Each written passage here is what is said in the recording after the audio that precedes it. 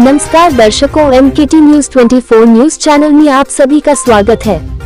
Rashtrawadi Congress party का विलय का कोई सवाल नहीं। सबसे पहले पार्टी की मजबूती ही प्राथमिकता। आनंद परांजपे। राष्ट्रवादी कांग्रेस के मुख्य प्रवक्ता आनंद परांजपे ने कहा कि पार्टी ने अपना दैवत खोया है और सभी कार्यकर्ता गहरे शोक में हैं। ऐसे समय में शरद पवार गुट द्वारा विलय की चर्चा करना दुर्भाग्यपूर्ण और राजनीतिक माहौल को भ्रमित करने वाला है। परांजपे ने स्पष्ट किया कि पार्टी के सामने किसी भी प्रकार के विलय का कोई प्रस्ताव या विचार नहीं है। उन्होंने कहा कि अजित पवार के विमान हादसे की निष्पक्ष और गहन जांच होनी चाहिए तथा दोषियों पर कड़ी कार्रवाई की जानी चाहिए। इस मामले में CBI जांच की मांग भी की गई है। उन्होंने कुछ नेताओं द्वारा ब्लैक बॉक्स और AB फॉर्म को लेकर दिए गए बयानों पर भी नाराजगी जताई और कहा कि इससे जनता के बीच अनावश्यक भ्रम पैदा हो रहा है। परांजपे ने बताया कि 26 फरवरी को होने वाले राष्ट्रीय अधिवेशन में सुनेत्रा अजितदादा पवार को राष्ट्रीय अध्यक्ष चुना जाएगा।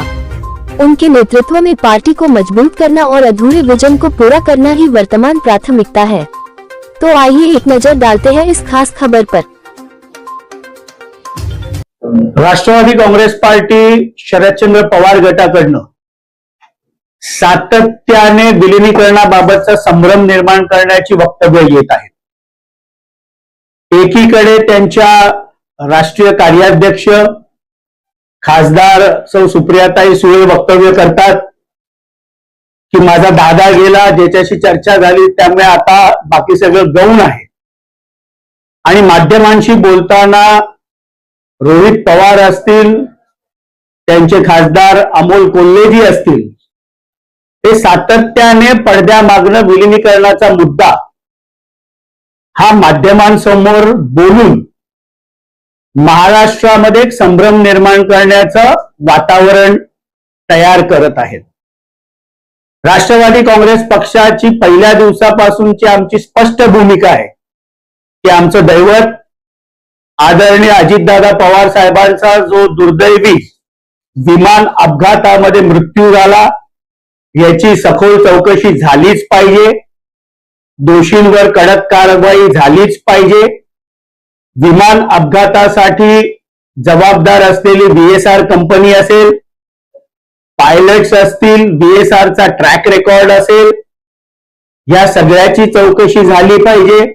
किंबहुना राष्ट्रवादी काँग्रेस पक्षाने माननीय मुख्यमंत्र्यांना भेटून CBI मार्फत देखील स्वतंत्ररित्या चौकशी झाली पाहिजे।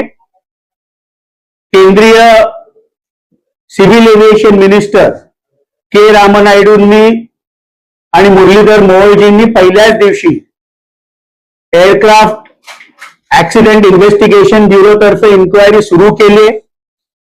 ब्लॅक बॉक्स चा डेटा हा रिकव्हर होणारच। सुप्रियाताई देखील पुण्यामध्ये म्हणतात की ब्लॅक बॉक्सचा डेटा असा जात नाही, तो रिकव्हर होईल। मात्र प्रेस कॉन्फरन्स घेताना ब्लॅक बॉक्स आगीमध्ये न जळता राजकारणाच्या आगीमध्ये तो गेला का काय, अशा प्रकारचा संभ्रम निर्माण करणारं वक्तव्य हे रोहित पवार करत आहेत। आम्ही देखील आमचं दैवत गमावलं आहे। आज देखील राष्ट्रवादीच्या कार्यकर्त्यांना, पदाधिकाऱ्यांना, लोकप्रतिनिधींना दादा आपल्यात नाही ह्या भावनेने एवढे आम्ही शोकाकुल होतो, या दुःखातनं आम्ही सावरतोय, एकमेकाला धीर देतोय। पण जे काही दुर्दैवी राजकारण शरद पवार गटाकडनं केलं जातंय हे अत्यंत चुकीचं आहे। खासदार अमोल कोल्हे हे उत्तम अभिनेते आहेत, पण राजकारणातल्या तांत्रिक गोष्टी त्यांना कळत नसाव्या। काल त्यांनी AB फॉर्मचा मुद्दा काढला। स्थानिक स्वराज्य संस्थेच्या निवडणुकीमध्ये ज्या जिल्हा परिषदेच्या आणि पंचायत समितीच्या निवडणुका झाल्या किंवा पुणे महानगरपालिका असेल, पिंपरी चिंचवड महानगरपालिका असेल, ह्या दोनच ठिकाणी राष्ट्रवादी काँग्रेस पार्टी शरदचंद्र पवार गटाचे काही उमेदवार हे आमचा AB फॉर्म घेऊन लढले। AB फॉर्म मध्ये दोन भाग असतात।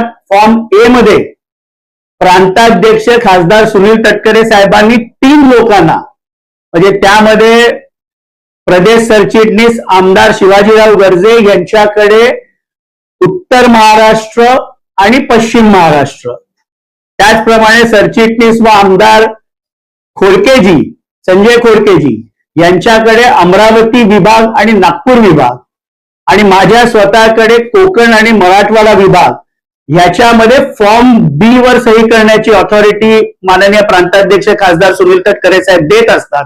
आणि आमच्या सहीचा बी फॉर्म हा उमेदवाराला दिला जातो, जेणेकरून त्याला राष्ट्रवादी काँग्रेस पक्षाचं चिन्ह घड्याळ हे दिलं जातं. स्थानिक स्वराज्य संस्थेच्या निवडणुकीमध्ये अनेक ठिकाणी वेगवेगळ्या पक्षाचे उमेदवार हे दुसऱ्या पक्षाच्या चिन्हावर देखील उभे राहिलेले आहेत. खरं तर आम्हाला विचारण्याच्या आधी त्यांनी त्यांचे स्वतःचे आमदार बापू पठारे, ज्यांची दोन्ही मुलं पुणे महानगरपालिकेच्या निवडणुकीला भारतीय जनता पार्टीच्या तिकिटावर लढले, यांना त्यांनी प्रश्न विचारला पाहिजे. मुंबई ठाण्यामध्ये महापालिकेच्या निवडणुकीमध्ये अनेक ठिकाणी राष्ट्रवादी काँग्रेस पार्टी शरदचंद्र पवार गटाचे उमेदवार हे शिवसेना उभाटाची मशाल घेऊन देखील लढलेले आहेत. मग ह्या तात्पर्याला यायचं का की राष्ट्रवादी काँग्रेस पार्टी, शरदचंद्र पवार गट आणि शिवसेना उभाटाचं विलिनीकरण होणार आहे? त्यामुळे उत्तम अभिनेते ते आहेत, पण राजकारणातल्या तांत्रिक बाबी कळत नाही. आणि पुणे आणि सातारा जिल्हा परिषद सोडली तर रायगडमध्ये आमची युती ही भारतीय जनता पार्टी बरोबर होती. रत्नागिरी जिल्हा परिषदामध्ये सगळेच महायुतीचे पक्ष स्वतंत्रपणे लढले. सिंधुदुर्गमध्ये देखील तीच परिस्थिती होती. लातूरमध्ये आमची युती भारतीय जनता पार्टी बरोबर होती. कोल्हापूरमध्ये महायुती म्हणून लढत असताना राष्ट्रवादी काँग्रेस पार्टीला सर्वाधिक जिल्हा परिषद सदस्य आमचे निवडून आले. परभणीमध्ये आम्ही स्वतंत्रपणे लढलो. छत्रपती संभाजीनगरमध्ये आम्ही स्वतंत्रपणे लढलो. या स्थानिक स्वराज्य संस्थेच्या झालेल्या म्हणजे नगरपालिका असतील, नगरपंचायती असतील, महानगरपालिका असतील आणि जिल्हा परिषद पंचायत समिती असतील, याच्यामध्ये राष्ट्रवादी काँग्रेस पार्टी शरदचंद्र पवार गटाचा जो परफॉर्मन्स आहे हा अत्यंत खराब राहिलेला आहे. आणि म्हणून अशा प्रकारे विलिनीकरणाच्या चर्चा या पडद्यामागनं सातत्याने राष्ट्रवादी काँग्रेस पार्टी शरदचंद्र पवार गटाकडनं येत आहे. राष्ट्रवादी काँग्रेस पार्टी आमची ही स्पष्ट भूमिका आहे की असला कुठलाही विषय आमच्या समोर नाही. आमच्या समोर आमचं दैवत गेल्यानंतर आमची माय माऊली राज्याच्या उपमुख्यमंत्री माननीय सुनेत्राताई पवार यांचं 26 फेब्रुवारीला जे आमचं राष्ट्रीय अधिवेशन होतंय त्याच्यामध्ये राष्ट्रीय अध्यक्ष म्हणून ती निवडणूक प्रक्रिया पूर्ण करणं आणि ताकदीने त्यांच्या नेतृत्वाखाली राष्ट्रीय कार्याध्यक्ष खासदार प्रफुल्लभाई पटेल असतील, प्रांताध्यक्ष खासदार सुनील तटकरे साहेब असतील, ज्येष्ठ नेते छगन भुजबळ साहेब असतील, हसन मुश्रीफ साहेब असतील, धनंजयजी मुंडे असतील, दिलीप वळसे पाटील साहेब असतील, या सर्व नेत्यांच्या मार्गदर्शनाखाली राष्ट्रवादी काँग्रेस पक्षाला बळकटी देणं, आमचे निवडून आलेले विधानसभेच्या आमदारांमध्ये माननीय अजितदादा पवार साहेबांचं जे विकासाचा दृष्टिक्षेप होता, जी विजन होती, त्या दृष्टीने महायुतीमध्ये काम करणं ही आमची प्राथमिकता आहे. त्यामुळे कायम विलिनीकरणाच्या पडद्यामागून एक एक वक्तव्य करून महाराष्ट्राच्या जनतेसमोर संभ्रम निर्माण करू नये. तर म्हणजे याचा अर्थ तुम्हाला असं स्पष्टपणे म्हणायचंय की शरद पवार गटाच्या उमेदवारांना तुम्हाला नेहमी फॉर्म मागितले आणि तुम्ही त्यांना दिले. विलिनीकरणाचा मुद्दाच नव्हता. एखाद्या पक्षाचे उमेदवार जर आपल्याकडून लढू इच्छित असतील, एखाद्या कुटुंबातले वडील वेगवेगळे असतील आणि मुलगा वेगवेगळे असेल, मुलगा आमच्याकडून लढू इच्छित असेल तर आम्ही त्यांना फॉर्म दिले होते. मग विलिनीकरणाचा विषय नव्हता, आम्ही केवळ फॉर्म दिले होते. आता ते आमचे उमेदवार बरोबर. असं आहे की पुणे आणि सातारा जिल्हा परिषदेसाठी त्यांचे उमेदवार यांनी आमचा एबी फॉर्म चिन्ह घेऊन ते लढले. 2 जिल्हा परिषदला अशा प्रकारची त्याला युती झाली म्हणू शकतो, पण याचा अर्थ विलिनीकरण होणार आहे या निष्कर्षापर्यंत येण्याचं काहीही कारण नाही. एका ठिकाणी उमेदवार लढायचं नाही, एका ठिकाणी तुमचा उमेदवार लढायला असं असतं. इथं मात्र एबी फॉर्म घेतला होता. याचा अर्थ युतीचा प्रश्न वेगळा राहतो आणि विलीनीकरणाचा प्रश्न. नाही, मी सांगितलं ना की मुंबई ठाण्यामध्ये देखील अनेक ठिकाणी शरदचंद्र पवार गटाने उभाठाची मशाल देखील चिन्ह घेतलेलं आहे. त्यामुळे स्थानिक स्वराज्य संस्थेला आमचा एबी फॉर्म घेऊन लढले, कारण ते पुणा आणि साताऱ्यालाच झालं. कोल्हापूरला आम्ही वेगवेगळे लढलो, सांगलीला तुतारी वेगळी लढली, घड्याळ वेगळं लढलं, लातूरला तर आम्ही बीजेपी बरोबर युतीत होतो, रायगडला आम्ही भारतीय जनता पार्टी बरोबर युतीत होतो. त्यामुळे आमच्या समोर आज विलिनीकरण हा प्रश्नच नाही. आमच्या समोर माननीय आमच्या मायमाऊली राज्याच्या उपमुख्यमंत्री सुनेत्राताई पवार यांच्या नेतृत्वाखाली पक्षाला अधिक बळकट करणं, मजबूतीने सगळ्यांना धीर देणं आणि या कठीण प्रसंगातनं सर्वांना सावरून एकत्रितपणे महाराष्ट्राच्या विकासामध्ये माननीय अजितदादा पवार साहेबांचा जो सिंहाचा वाटा राहिलेला आहे त्या त्यांच्या मार्गावर पक्षाला पुढे नेणं हे आमच्या पुढील सर्वात मोठं आजचं आव्हान आहे. पवारांनी काल दावा केला की अमोल कोल्हेंना प्रदेशाध्यक्ष करायचं होतं, विलिनीकरणालाच एका गटाचा विरोध आहे, किती करायचं. मी काय सांगितलं की दोघंही एकीकडे त्यांच्याच राष्ट्रीय कार्याध्यक्ष खासदार सुप्रियाताई सुळे म्हणतात की माझा भाऊ गेला, माझा दादा गेला, त्यामुळे आता चर्चेला काही अर्थ नाही. आणि त्यांच्याच नेते पडद्यामागनं माध्यमांशी बोलताना हा विलिनीकरणाचा मुद्दा वेगवेगळ्या प्रकारे संभ्रम निर्माण करण्यासाठी महाराष्ट्राच्या जनतेसमोर आणत आहेत. त्यांनी विमान अपघाताबद्दल जे जे प्रश्न उपस्थित केले आहेत, ह्या सर्व प्रश्नाची चौकशी झाली पाहिजे ही मागणी राष्ट्रवादी काँग्रेस पक्षाने पहिल्या दिवसापासून आम्ही ती करत आहोत.